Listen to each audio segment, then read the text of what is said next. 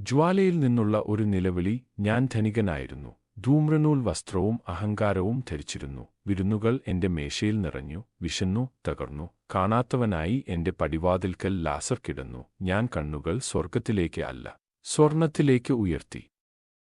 പിന്നെ നിശബ്ദത വന്നു. മരണം, പെട്ടെന്നുള്ളതും ഉറപ്പുള്ളതും. പക്ഷേ ഞാൻ ഉണർന്നത് സമാധാനത്തിലല്ല, ജ്വാലയിലാണ്. ഇവിടെ ഒരു വിരുന്നില്ല, ദാഹം മാത്രം, മേൽക്കൂരയില്ല, കോപം മാത്രം. ഞാൻ കണ്ണുകൾ ഉയർത്തി ലാസറിനെ കണ്ടു.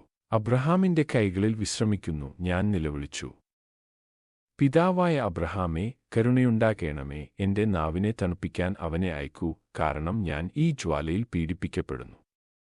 എന്നാൽ ശബ്ദം ഇടിമുഴക്കി, നീ സ്വജീവിതത്തിൽ നന്മകൾ അനുഭവിച്ചു. അവൻ കഷ്ടം സഹിച്ചു. ഇപ്പോൾ അവൻ ആശ്വാസത്തിൽ, നീ അനന്തരവേദനയിൽ. അപ്പോൾ ഞാൻ പറഞ്ഞു, അപ്പോൾ പിതാവായ അബ്രഹാമേ, അവനെ എന്റെ പിതാവിന്റെ വീട്ടിലേക്ക് അയക്കണമേ. എനിക്ക് 5 സഹോദരന്മാരുണ്ട്. അവർ ഈ പീഡനസ്ഥലത്ത് വരാതിരിക്കാൻ അവൻ അവരോട് സാക്ഷ്യം പറയട്ടെ. എന്നാൽ അബ്രഹാം പറഞ്ഞു, അവർക്ക് മോശെയും പ്രവാചകന്മാരുമുണ്ട്. അവർ അവരുടെ വാക്ക് കേൾക്കട്ടെ. ഞാൻ പറഞ്ഞു, അല്ല, പിതാവായ അബ്രഹാമേ.